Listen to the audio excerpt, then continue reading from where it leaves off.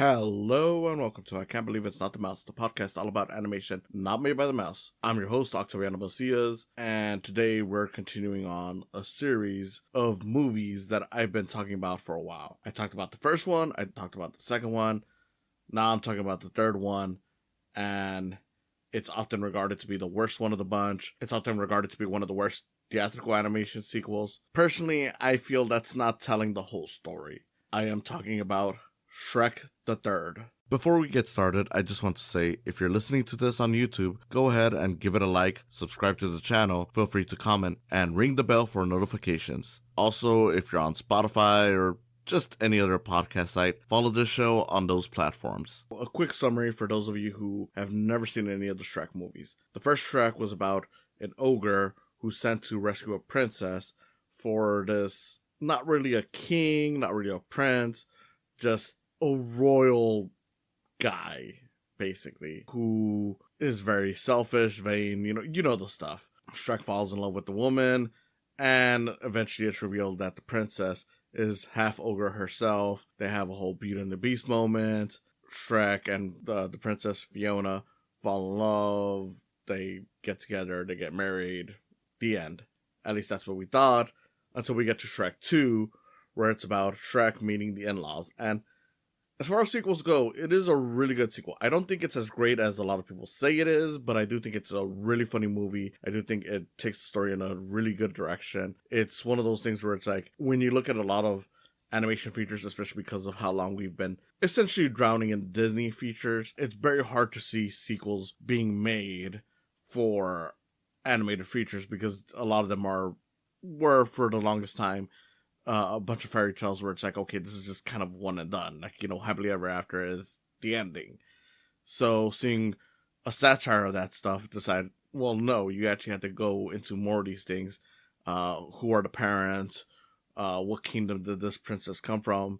It was all an interesting idea. And then we get into Shrek the Third. And this is one thing that I will say. For Shrek the Third, as much as it's not good, and I will be upfront in saying that it is not a good movie, Shrek the Third did have interesting ideas for a third Shrek movie. Essentially, the whole movie is about Shrek and Fiona having to come to terms with the fact that they are the next in line for this kingdom. With Fiona, this is not really that much of a big deal. In fact, she's already ready to have kids, but Shrek is not ready for any of that. He does not want to have kids. He does not want to be a ruler. Just none of that stuff. So we then also build upon the sidekick villain from the second movie, Prince Charming, who returns, having become this failure restaurant theater actor, who decides to get revenge by enlisting all the fairy tale villains into helping him out and taking over the kingdom of Far, Far Away. And throughout this, Shrek, since he doesn't want to be king, has to get the next in line to rule the place, which is Arthur, like King Arthur of the mythology, to essentially take his spot, but he also has to come to terms with the fact that he will be a father soon. It's a very messy plot, and you can kind of already see why right there. It's got a lot of things going on. Like, it was already interesting enough to me that this was about an ogre coming to terms with the fact that he's gonna become king of this place. Okay, interesting idea. Now he has to be a father. It's like, okay, a little bit more, but it's still an interesting idea. Then it's like, okay, let's have this other character. Let's throw in Arthur, who isn't a fairy tale character, but he is from the myths. And let's also include the villain from, the sidekick of the last movie, becoming the full villain in this one. And yeah, it starts to build upon a lot of problems with this entry. It's that it's got a lot of things, and to be fair, a lot of these are good ideas. I do think that the idea of making Prince Charming the villain, while not perfect, was an interesting idea to go with. I personally would have still kept him as the sidekick villain, maybe have Arthur, who would have been the full-on villain, and I don't know, maybe by the end of the movie, they could have, instead of having a ruler for Far, Far Away, they could have been like, hey, let's establish a democracy. That way Shrek can, leave this thing without having to necessarily feel like he's just abandoning it for someone else. Oh, and by the way, yes, I will be doing spoilers. This is a movie that is nearly 20 years old. It's a movie that was a massive hit on its release. And, I mean, realistically, I feel like most people who are watching this already know Shrek, as a whole. They already know that there was another Shrek after this. If I'm completely honest, it's not even like the franchise itself really acknowledges this entry much beyond the fact that Shrek has kids. So I feel like there's no real reason for me to hold back on spoiling the story. Got it? But yeah, Shrek the Third. Like I said, I do think that there was interesting ideas. And for that, I will say that this is not as bad as some people say it is. It's still not good, but I do think it had potential. I do think that even going past the ideas that it had, there are some funny jokes in here. Like there's a whole joke where Shrek has a nightmare about the babies. I know a lot of people consider it to be a very messed up joke, but I do, since I have a dark sense of humor, I did laugh when Shrek complains about how someone better be dying for constantly interrupting him and Fiona's alone time.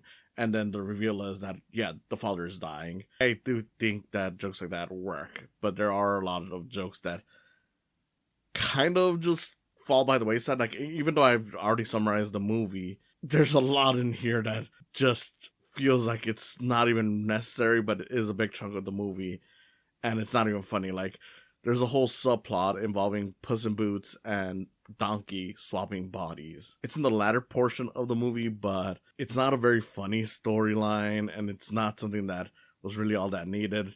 And again, it just feels like you're just cluttering a movie that was already so cluttered. A lot of the new characters that are introduced in this are not really good. Arthur, very annoying character. Justin Timberlake is clearly trying, but there's nothing enjoyable about his character. He's just a loser. And it's like, I mean, you kind of already did this whole version of Arthur back with like the Sword in the Stone. Only difference is that now they're more directly making it a high school loser instead of just a regular loser. Merlin, just absolutely annoying again. This is an outcast teacher in this version who's just gone crazy, but he's also a hippie, and none of it really works. There's a whole thing with Fiona and the princesses, specifically the Disney princesses, and again, it's like, okay, you might have a cute joke here and there. You have a lot of funny actresses in these roles, but at the same time, it's like, I mean, every joke that you can think of has already been done. Like, oh, look, Sleeping Beauty is always asleep. Cinderella is obsessively cleaning stuff. The girls are kind of pieces of shit. The only thing that's kind of interesting, and that's only if you were aware of this at the time, now it probably wouldn't land as well, is that Rapunzel is a part of this group. Even though at the time Disney had not made a Rapunzel movie, it ends up being like a cute little hint that she's going to be the one that betrays the group. And it's like, yeah, there's something there. I mean, I'm not going to lie that there is an idea there in terms of mocking the princesses and having them eventually rescue themselves. But the movie doesn't really do enough to really justify them being there. It really just feels like, okay, let's add in another thing that we could make fun of Disney for, even though there's not really much substance to it. And to its credit, it probably would have worked more if it was, I don't know, I wouldn't say like a whole movie onto itself, but maybe like a short or something. Like, if this was something where it was given its own time to breathe, it probably would have worked a lot more than it ends up working, which not really. The only thing that's kind of amusing is just beyond what I've already said, is that you have Julie Andrews returning as Fiona's mother, so it kind of feels like, okay, we got someone of Disney royalty in here, but you can ignore this portion of the movie and it doesn't really do much to her. That it's just really there to give something for Fiona to do. And the idea of doing this whole, like, oh, let's have the princesses essentially fight their way through containment and whatnot, just feels like something like, okay, well, we kind of already did that even in the first Shrek movie, but just with Fiona alone. We're just now doing it with the Disney princesses, which, again, it's just kind of whatever. I don't know. Again, the only piece of interesting lore there is that Rapunzel ends up being the bad guy because at the time she wasn't one of the Disney princesses. But the movie doesn't even go much into that. So what you're left with is really just a story of Shrek deciding to abandon responsibility. And yeah, they try to have it both ways by saying, well, he's not really abandoning responsibility because he's still going to be a father. But at the same time, I'm just like, okay, well, he's still leaving the care of this entire kingdom to a teenager who has never ruled. And while I will admit that Arthur eventually gets a pretty decent speech to calm down the villains, it still just feels like this guy is not ready for this job. And it just feels weird that the movie is so insistent about responsibility when the main character is essentially just kicking it off to someone else. Yeah, he's gonna be responsible for something else, but that's not the thing he was running away from initially. So it still just feels like, okay, you're running away from things without having a clear solution, which is why I just feel like maybe the best solution would have been if instead of him pushing off the kingdom to someone else, the result would have been that the citizens of far, far away decide to implement a democracy. As a result, Shrek is essentially given his chance to leave this lifestyle without exactly just running away from responsibility. I don't know. I'm not here to fix the movie. I'm just here spitballing ideas of what I think could have made these ideas work more.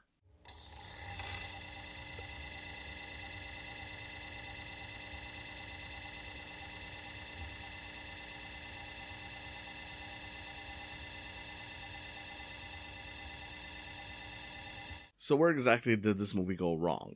I can't honestly say.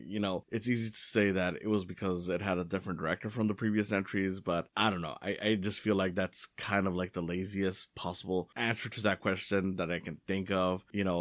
From the beginning of this movie, it already feels very different from the other Shrek movies because instead of opening with a book, it just opens with the play that Prince Charming is now doing. From there, it just keeps on feeling weird. Like, a lot of the jokes are very much edgy, but at the same time, it just doesn't feel right for the Shrek franchise. A lot of the story beats feel more childish, even though they're still as mean-spirited as before.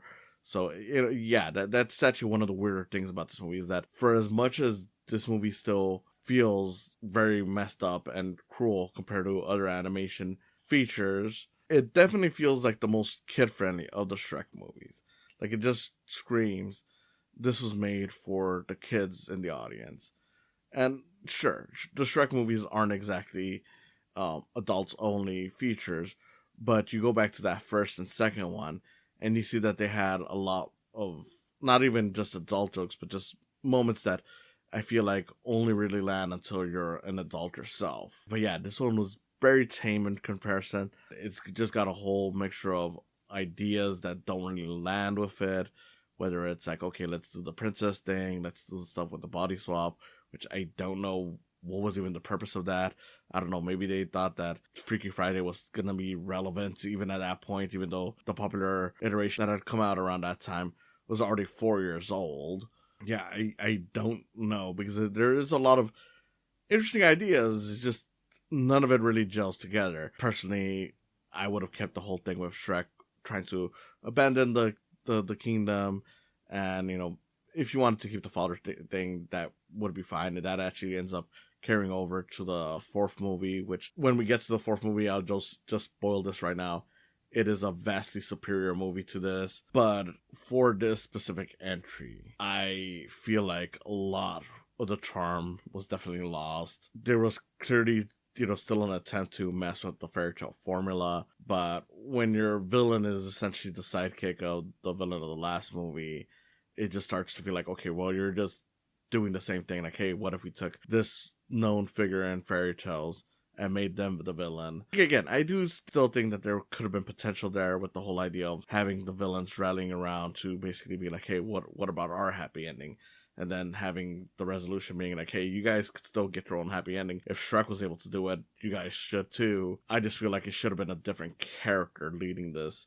Again, maybe it could have been Arthur, like if you wanted to keep that character and have Arthur essentially take Far Far Away from Shrek, or maybe, he accepts it from Shrek, and then it turns out like, oops, yeah, Shrek, you made a mistake. You gave it to someone who is power hungry because they're like, hey, look, he's been a loser, he's been bullied all his life, and instead of becoming a fair and just king, he becomes pretty much like similar to like the villain from Megamind, Titan. You could have had him basically being a loser who decides to take his anger off on a bunch of other people. Could have had Prince Charming being his sidekick. Maybe he convinces Prince Charming, like, hey, look, the reason why you're in this position is because of Shrek. So you could have had him basically come to this conclusion of being a good guy. I don't know. Like, again, I am just giving you ideas. A lot of this stuff, would not work in practice, but it's just something that I'm thinking of, like, okay, how could I have fixed this to make it more streamlined, make it more accessible? But I don't know. It's one of those things where the legacy of this movie is that it is the worst Shrek movie. It's often considered to be one of the worst DreamWorks movies, one of the worst animated sequels that hit theaters. And while I won't necessarily disagree with all of that, I will say that it does have something that a lot of other bad animation sequels, theatrical or not, have going for, something that it has going for it that a lot of those don't, which is that it at least is trying to properly continue the story without exactly just spinning its wheels. It's just that unfortunately it ends up having way too many ideas, a whole lot of them not really well done, but it's understandable what they were trying to do. Even though I'd say that any of the Pixar sequels outside of the Toy Story, well, of course, including Toy Story, like, yes, all the Pixar sequels that I've seen are better than this movie. The difference is that I still feel like Shrek the Third, from a standpoint of, like, is this necessary for the franchise? I'd argue yes, more on this one than I would for something like Incredibles 2 or even Inside Out 2, where I just feel like those are like, okay, you're just kind of repeating the plot of the first movie, just doing some slightly different things. The big differences being that those movies are at least much more entertaining overall because of the cast or whatever they end up doing, versus this movie where I just feel like by the end of it, I just really did not care for anything that was going on. It's definitely one of those movies that just feels like noise. Watching it again all these years later, I didn't hate it. Like, the experience was definitely boring, but it wasn't like anything where I was necessarily angry throughout it, but it was definitely to a point where it's like, I kind of felt like I was already getting ready to do other things as this was going on, just so I can get done with chores or whatever. Like, this was definitely a background type of movie, which is a shame because, again, it does have its good ideas, and for a franchise as strong as this, I feel like it is kind of a letdown to see one of the entries being just background noise, the movie.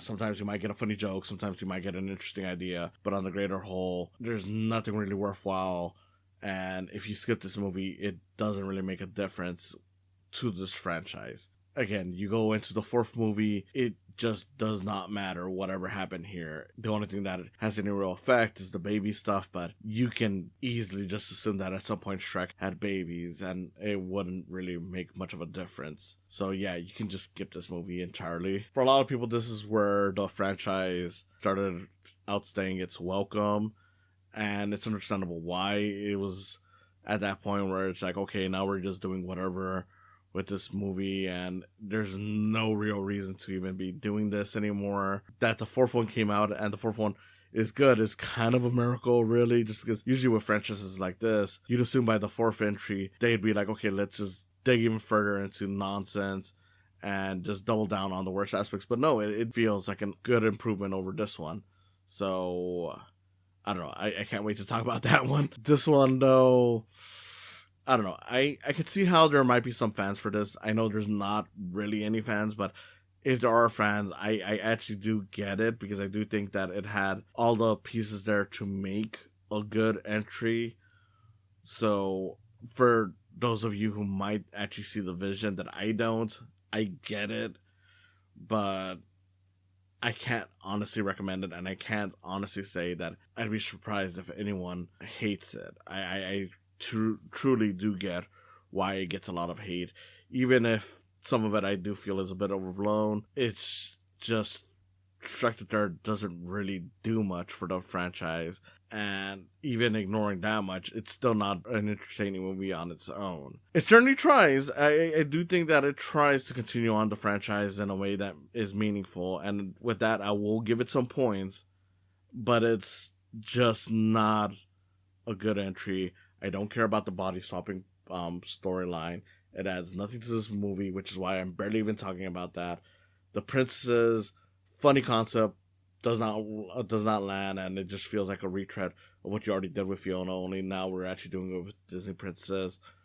And then for the most part, a lot of it just does feel like Shrek is still abandoning responsibility, despite them trying to say, oh no, his real responsibility is being a dad. It's like, no, real life does not work that way. If you are running away from this job that is being given to you, that is still you leaving responsibility, even if your excuse is like, well, I'll find someone else who's more suited for it, which we, again, never even see how he's more suited for it, all to do another thing that just happens to be also important. I'm saying that he could have easily remained king while being a father, but that's not the movie they made, and in fairness, I do think, especially once we get to the fourth one, like, yeah, it was probably best not to have him become the king of Far, Far Away. I just would have had it go in a different way so that would have made more sense and that would have worked more. That all out of the way. Thank you for listening, and I'll see you again next time. Then the only person standing in your way is you. Me? Get him, lads! Yeah! Thanks for stopping by. Go ahead and follow this channel. Subscribe, like, and comment. Ring the bell for notifications. Go ahead and also follow my podcast and give some love to my Patreon account while you're at it. It's www.patreon.com/psycams. Again, thanks for stopping by, and I hope you come back for more in the future.